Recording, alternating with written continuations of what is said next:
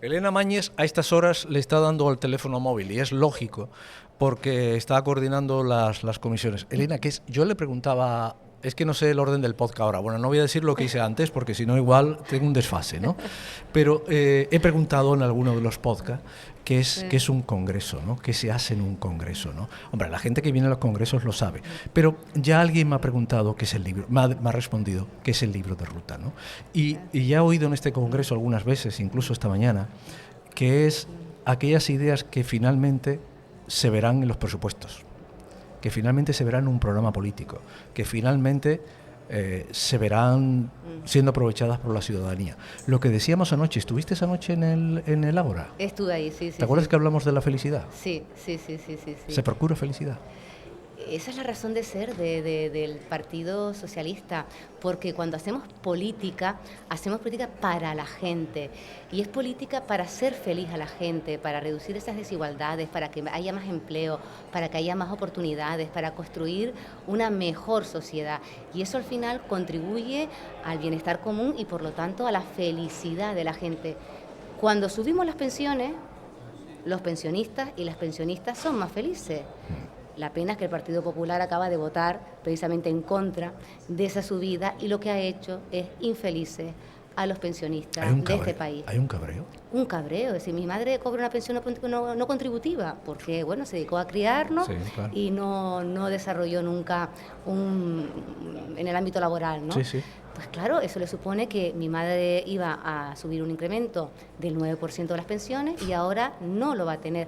Pero tranquilidad, porque como ha hecho este gobierno presidido por Pedro Sánchez, ante cada dificultad, ante cada palo en las ruedas que nos han querido poner, buscamos soluciones, que es otra de las características del Partido Socialista. Hay una cosa que a mí siempre me ha rabiado, ¿no? Pero en todos los órdenes de la vida, ¿no? Cuando hablas con la gente que tiene dinero, para ellos 50 euros no es nada, ¿no? 50 euros, esto me lo gasto yo, lo llevo. Es más, cuando sacas, ¿no?, la billetera hay más de 50 euros. Pero para una madre, un padre, un chaval, 50 euros, ¿tú sabes lo que se puede hacer con 50 euros bien administrados, Elena? Muchísimo. Vivimos en una tierra, en Canarias, que lamentablemente tenemos los salarios más bajos, donde la gran mayoría de los trabajadores y trabajadoras cobran el salario mínimo interprofesional y hemos subido, desde que hay un gobierno de progreso, un 54% el salario mínimo. De los 700 euros que había con Rajoy, ahora mismo son 1.100 y pico euros y vamos a seguir subiendo el salario mínimo hasta confluir con el mandato europeo. Pues claro que hay una diferencia para muchísimas personas entre 700 y 1.000 y pico y desde luego una subida de 50 euros en una familia se nota. Ya te digo. Tú vienes de lo social. Yo te tuteo porque eres muy joven. Ay, gracias. Eso. Tú te has movido. No tanto, pero bueno. Pero bueno, tú te has movido siempre. No, joder, pues está muy bien. Tú te has movido siempre en el tema social, principalmente en el tema social. Después te acabaste porque hay una personita muy importante de este congreso que dijo, tú te vienes de consejera de Hacienda, ¿no? ¿Hacienda era o economía? De economía. Es conocimiento y empleo. Es distinto, que es distinto.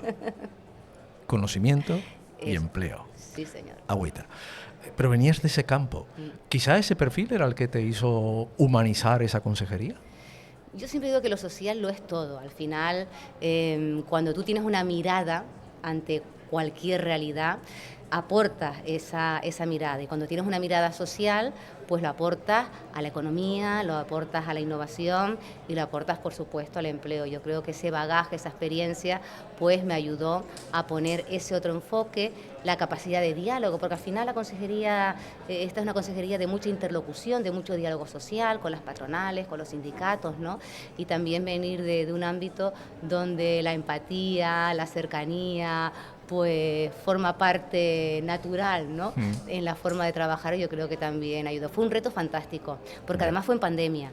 Es decir, yo tomé posesión y al mes se paró la economía, se acabó el empleo y teníamos que responder en primer lugar a salvar vidas con la sanidad, pero después también a salvar la economía, a salvar el empleo, a proteger el empleo, ¿no? Entonces, haber sido consejera en ese momento, desde luego para mí ha sido un honor, un orgullo, un aprendizaje, porque algo que falta ahora, nos tuvimos que poner todas y todos a remar en el mismo sentido, porque había que salvar al país y había que salvar también a nuestro tejido empresarial y a nuestros trabajadores y trabajadoras, y remamos juntos y juntas. ¿Te llamó gente de otros partidos para decirte estamos a tu disposición? Sí, hubo un trabajo muy importante a la hora de entender que lo primero era responder ante la peor crisis que podíamos afrontar. Que lo primero era salvar esas vidas, porque lo primero era que estaba en peligro nuestras vidas, pero inmediatamente había que... el motor turístico, se nos para el turismo, los trabajadores, el empleo. Ponerse a pensar, ¿no? Claro, claro. Lamentablemente después les duró poco, porque enseguida empezaron a instrumentalizar y nuevamente otra vez a poner en tela de juicio lo que fue una grandísima labor de nuestro secretario general en esos momentos. Alguien se empeñó en decir que nos habíamos metido en un bache y todos, ¿no? Y no íbamos a salir del bache. Pues vaya con no haber salido del bache, ¿no? Lideramos el crecimiento económico, es decir, solamente en 4 años estamos en cifras récord de ocupación en materia de afiliaciones a la seguridad social en España, pero también en Canarias, y no es un mérito de este gobierno, viene de atrás y viene de las políticas que se han puesto en marcha para precisamente pues, generar ese empleo, esa mejor protección a los trabajadores y trabajadoras y crecer para redistribuir esa riqueza. No hubiera sido posible si no se hubiera repartido la riqueza del país entre los necesitados en ese momento. Quiero decir, los ERTEs, etcétera, etcétera. Eso no hubiera sido posible. El escudo social, es que esa es la diferencia entre una crisis y otra. Ya vivimos la anterior crisis y precisamente vimos cómo el efecto... aquí una víctima de la anterior crisis. Cómo se incrementó el paro, los ERE, es decir, había despidos de personas indiscriminadamente, se recortó en dependencia con la excusa de la crisis, ¿no? Fue un gobierno inmisericorde, el del Partido Popular con los más vulnerables. Y en esta crisis vivimos lo contrario. Lo primero, salud. Vamos a salvar vidas. Después, proteger el empleo, los ERTE, que existían, pero se perfeccionaron para convertirlo en ese instrumento que permitiese salvar a las empresas, pero proteger el empleo. Y a partir de ahí, aprovechar esos fondos europeos fantásticos para crecer, generar economía, mejorar todo lo que tiene que ver con la innovación, diversificar, ¿no? Y eso se está viendo, ¿no? Que España es ese motor, pero crecer para redistribuir, subir pensiones, subir el salario mínimo que decían, eso va a destruir empleo, va a ser un desastre, tal.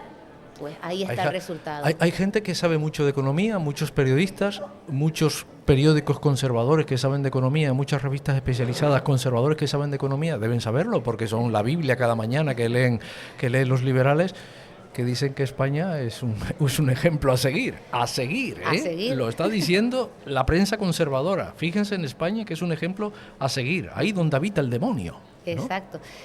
Lamentablemente de eso no se habla, por eso la derecha está interesada permanentemente, y aquí en Canarias también, ¿no?, en generar el ruido, esa imagen de confrontación, porque no les interesa que se vea los avances, las conquistas, cómo este país está creciendo, está liderando Europa, tenemos un prestigio, un reconocimiento, pero no solamente es eso, sino que en el día a día de las personas estamos mejorando el día a día de las personas, reforzando con recursos económicos la dependencia.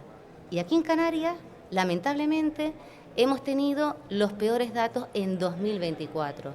Frente a la gestión del Pacto de las Flores, que reconocimos el derecho en 2022 a 7.900 personas, en 2024 este gobierno de Coalición Canaria y Partido Popular solamente a 4.300. Por eso tratan de poner el foco en el conflicto, en hablar de otras cuestiones, en instrumentalizar también el terrible drama que supone la migración, la situación de los menores, porque esconden lamentablemente el resultado pésimo de sus políticas en este tiempo que llevan gobernando. ¿Y por qué el pacto no salta por los aires? Pero si está muy cómodo, es que precisamente, ¿para qué va a saltar? Si es que unos por necesidad, porque necesitan estar en el gobierno, y otros porque les viene muy bien tener un socio que no pinta nada. Ya. Yo lo sabía, pero esperaba que me lo dijeras tú. Mira, has hablado ya, voy a terminar ya, ¿vale? Porque además estás en el curro. Aunque esto también es parte del curro. También, y a mí me Vale. encanta comunicar y Sí, compartir. sí, sí, sí. Hemos hablado, claro, Partido Socialista, lo social, lo social, lo social. Lo social parte de que debe haber un equilibrio.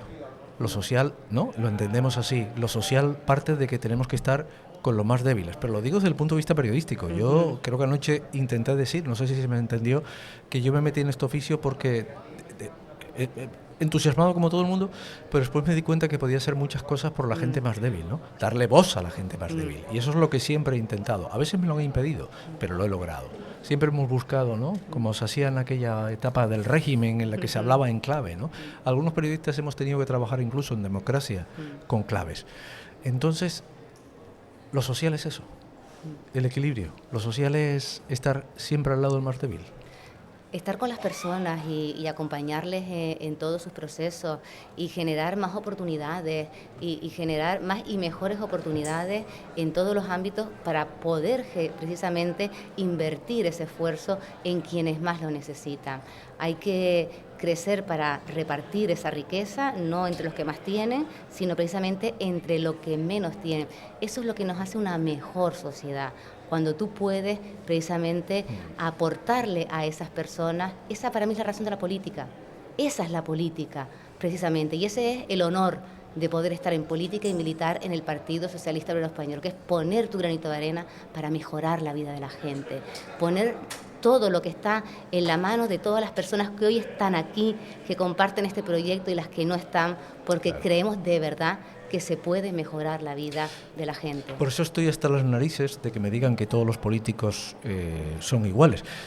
Yo soy de un municipio en el que no gobierna el Partido Socialista, pero yo veo cómo trabaja el alcalde, hasta envolviendo caramelos la noche de Reyes. No es ese político que más en ver los titulares, porque yo veo aquí un montón de gente que no está cobrando nómina de la política, claro, pero está trabajando muchísimo por un futuro. Y yo quiero... Hay cientos de personas trabajando por un futuro que se están dejando el fin de semana, que podían estar donde les dé la gana, pero están programando una España que viene. Debatiendo ideas, proyectos, claro, porque eso es la política, ideas, proyectos, y construimos el proyecto socialista con la militancia, generando debate, claro. Y eso es la riqueza, es lo que nos hace grande, y por eso llevamos 150 años de historia en este partido. Ningún otro partido en este país puede decir lo mismo, y eso es lo que nuestra fortaleza ahí está en la gente que nos apoya, que trabaja con nosotros, que no tienen responsabilidades institucionales, pero son los que nos dan la fortaleza en el día a día. Voy a acabar con una pregunta que no quiero comprometerte. ¿Quién es Ángel Víctor Torres? Para ti, claro. Ay, para mí es que es una persona de la que he aprendido muchísimo, que representa todos los valores del Partido Socialista, la honradez, la capacidad de trabajo, la lealtad. Es una persona que te mira a los ojos, que te mira de frente, que se compromete. Representa pues todo aquello por lo que yo un día decidí afiliarme a este partido político. Todos los valores que encierra el carné del Partido Socialista lo representa Ángel Víctor Torres, su capacidad de trabajo, su capacidad de diálogo, su capacidad de escucha, su lealtad, su honestidad. El mejor líder que pudimos tener en la peor crisis, con Ángel Víctor en la anterior legislatura, y sin ninguna duda el mejor líder para construir la Canarias de futuro que necesitamos y no lamentablemente la que estamos viviendo. ¿Sabes una cosa? Esto te va a gustar, aunque creo que lo sabes. Tengo algunos amigos que militaban en el Partido Socialista, lo dejaron, se fueron de aquel Partido Socialista y han vuelto a este diciéndome, es que ahora este es el Partido Socialista que yo reconocía. A mí eso me parece un buen titular, ¿no? Volviendo a aquellos ideales socialistas por los que ellos empezaron hace un montón de años. La figura de Ángel Víctor les ha representado a ellos, o la forma de gobernar, les ha supuesto a ellos en decir, oye, vuelvo a casa. No sé si has oído alguna historia, yo he oído varias. Sí, muchísima gente.